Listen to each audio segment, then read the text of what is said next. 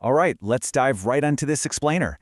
Today, we're unpacking a truly brilliant philosophical mashup.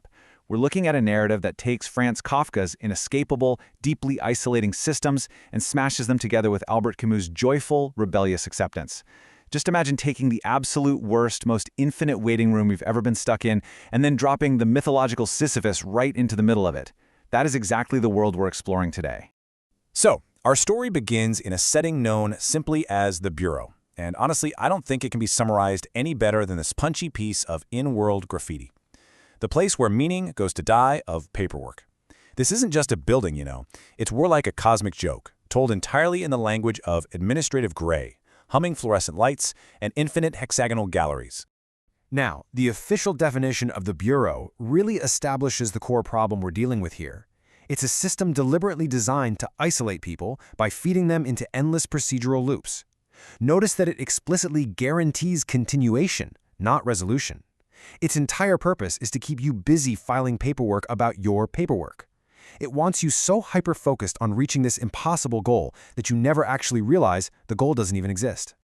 To make sense of all this madness, here is our mandatory explainer navigation guide. 1. Welcome to the Bureau. 2. The architecture of isolation. 3. The rebel with a boulder. 4. Birth of the collective. 5. Weaponizing the paperwork. And finally, 6. A home in the labyrinth.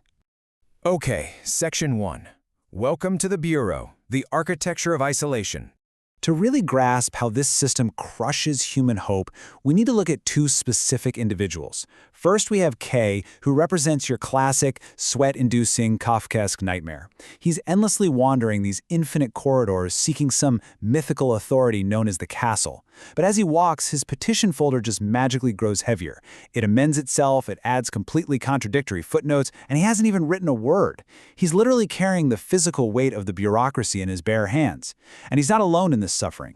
He meets a woman named Phil, who's been waiting in the Bureau for so long that she's literally filing her own physical body away out of sheer procedural despair.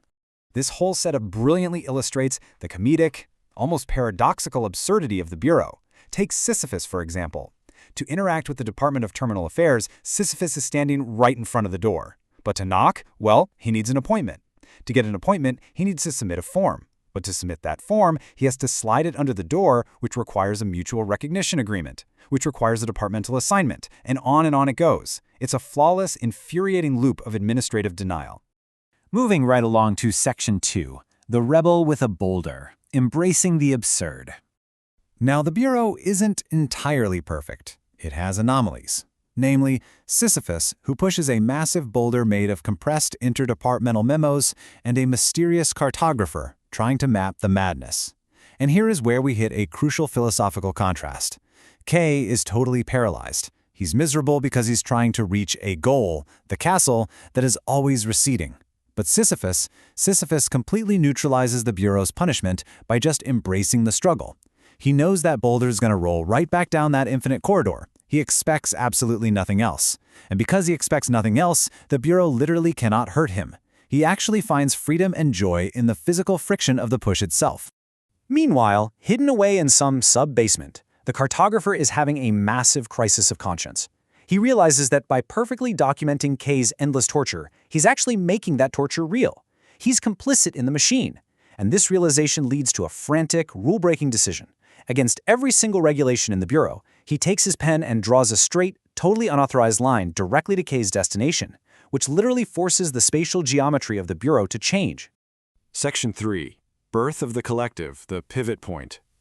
So, because of that geometric disruption, K finally reaches the castle.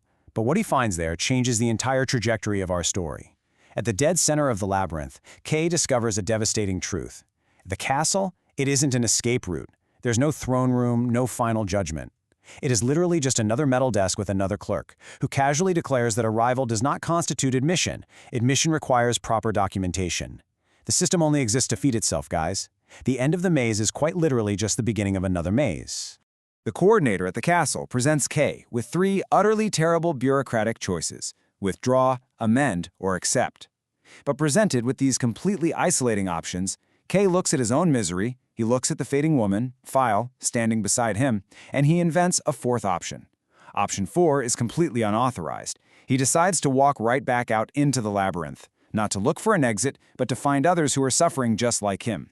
He flat out refuses to let the Bureau process them separately anymore.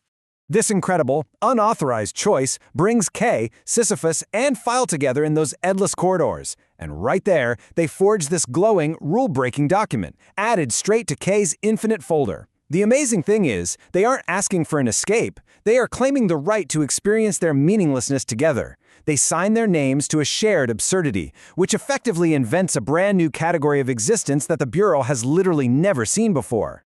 Let's get into Section 4, weaponizing the paperwork, breaking the machine. Obviously, now that they've found each other, the Bureau freaks out. It immediately tries to crush them by implementing Emergency Protocol Omega to isolate them back into individual cases. But because the Bureau operates entirely on documented procedures, the group realizes a brilliant loophole. As Sisyphus points out, malicious compliance is still compliance. When the Bureau tries to pull them apart, they defeat the system simply by physically holding hands and refusing to let go. The Bureau's programming just cannot process a collective that refuses to be separated. The system actually starts choking on its own error codes. And out of sheer administrative exhaustion, it's forced to officially authorize their collective status. But of course, the Bureau doesn't give up that easily. It tries to retaliate by reclassifying their corridor as a residential zone and charging them rent. But the group's response? It's absolute genius.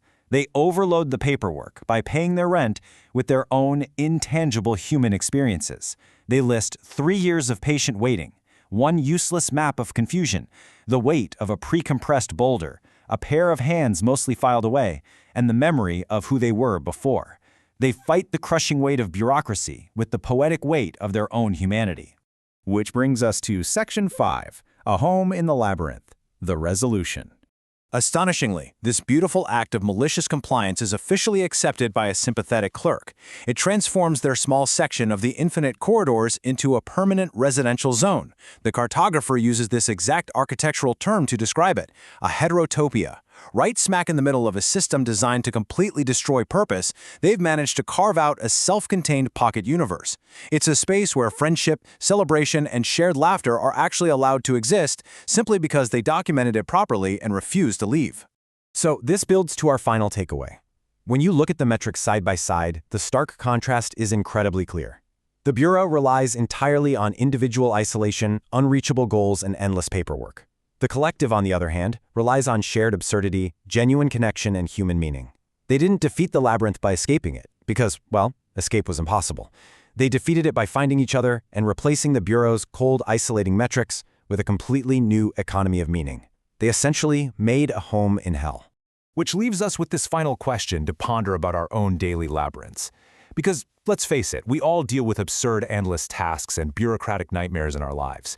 So how can you stop endlessly seeking an unreachable castle and instead start building a home with the people right beside you in the corridors? Thank you so much for joining me for this explainer. Keep pushing that boulder, but maybe, just maybe, find a friend to push it with.